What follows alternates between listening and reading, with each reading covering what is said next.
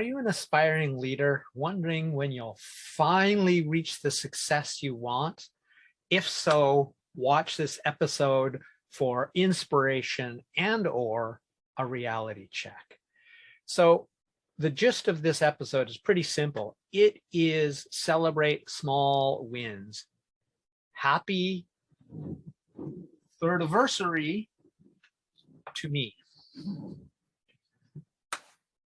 Nobody else close to me in my life, even sort of my cheerleading team of strategic partners and friends who I do weekly Zooms with, know that I'm celebrating this special thing.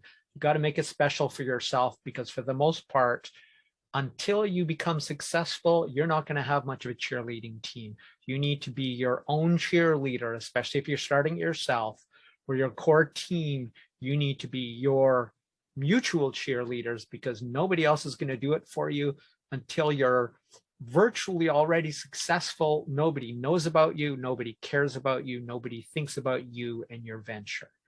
That's the reality check. This is what Seth Godin called the dip in his book with the same title. It's that vast death valley of places where most entrepreneurs, where most people in anything drop out of the possibility of success. It's that gulf, that moat, that cavern, which makes success something special. So if anything I say today is of value, interest, or gives you some ideas, motivates you, even makes you decide that this isn't the entrepreneurial journey, that isn't for you, then that will actually have helped you. But anything about this episode, including those screw ups and why I don't care they happened, helps you, please like, share, and subscribe. Thanks. So essentially what this comes down to is people who are unsuccessful or achieved success in an exceptionally easy way, which happens. But the reason you see it on the news, the reason you see it covered in the media, is because it is so damn rare. And so both of those groups of people, or people who experience success either easily or never achieve success, believe it's all about luck. Must be luck. Or if they achieve it, talent, because after all, it's only because I'm so amazing that it happened. Well, neither of those is entirely true or entirely wrong, but that's the way unsuccessful people, or people who had success with very little effort, which are very, very rare, perceive this. Neither of those groups is likely to believe that success is almost always a long, lonely, desolate road that continues on and on, well beyond what you think you can stand, until you achieve said success. Even then, success is still most often an accumulation, a trickle of small wins over and over, which is why I'm celebrating my third anniversary, 122nd day of doing videos in a row, which, even if this were a leap year, would be 1/3 the way through the year. In hindsight, success looks obvious. When you're living it day to day, it doesn't.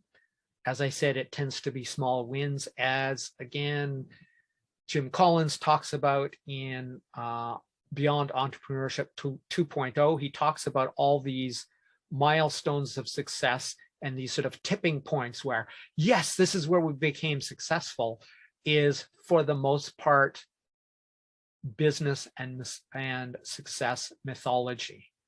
Looks good on TV, looks good on that 2-minute montage, which might represent a decade or more of work, but that's not the reality. The reality tends to be, sorry, less sexy, which is why it makes a good movie after the fact. So all others who are on their way to success, who didn't get the effortless success or decide to quit soon, which is the majority, realize that it's mostly a marathon, and that if you don't have the endurance to continue the marathon, you won't succeed. That's why the rare few do. It's not that anybody can't succeed. It's most people choose to give up before they succeed. And that's probably the main key thing, the difference between successful people and unsuccessful people is an irrational amount of endurance, especially in the face of adversity. So this is why it's so important to celebrate the small wins. You're probably going to do it solo, but that's totally okay. That's the way, that is the rule, not the exception. The exception is what you see in the movies, right? So there's not, by the way, there's nothing wrong, and this is a good thing to think about. If you are striving for your own success, starting your own company, starting something really challenging, there's nothing wrong with working for somebody who had the endurance to succeed and who continues to, right? Successful companies, if you work for a boss, I'll tell you, being an employee is so much easier than being a founder or an executive director. You just go in every day, you do your work, and as long as it doesn't basically suck, as long as you achieve the standard level of acceptable performance for your company, you get paid for every hour you're there, and then you go home, you don't worry about anything. It's so much easier. So there's nothing wrong with doing that. Just be mindful that that's the people who own the company were the people who had the endurance. So if that's what you want to be, it wasn't easy for them. It's not easy for anybody except a few freaks of nature. And they are very, very rare. And most of them still took years to succeed. We just never hear about that part. Okay, so essentially what you have, if you want to endure, if you want to be somebody who is that person, that founder, that executive director, you basically have three choices to make every single day: quit, pivot, or endure.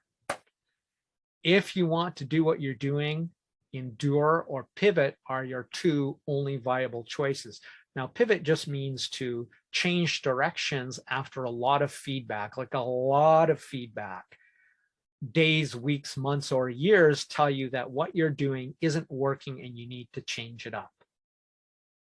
It's a very tricky balance between quitting too soon and quitting too late, and it's not an easy thing to find. I quit, or more accurately, pivoted far later than I should have out of product development for the time being. So the latter, that is to endure, or sorry, to quit is the easiest. The second, to pivot, is challenging. And the third is the hardest but most rewarding. That is to endure in something that you have reason to believe that you've had your small successes. You see you're making progress even if nobody else does. That is the most challenging thing, because most people, even your family, there's a saying that I've now heard coming from both Christianity and Islam, which is basically the prophet is not recognized in his own home. So suck it up. That's the reality. Some more reality check there. So really what it comes down to is all choices you make, whether you quit and work for somebody else, endure, or pivot, all these choices are valid. They simply produce different results, and you need to make the choice that's right for you. If you're going to stay with it, small, silly, crazy wins and celebrations, which are often going to be solo, is one of the best ways to keep going, because I feel excited just by doing this episode. Nobody else even knows about it except whomever watches this episode. So once you've made that choice, get back on that hill and climb it every day. This has been Crush-It Club 122, How to Endure Until Success. My name is Tim B. Green. Bye for now.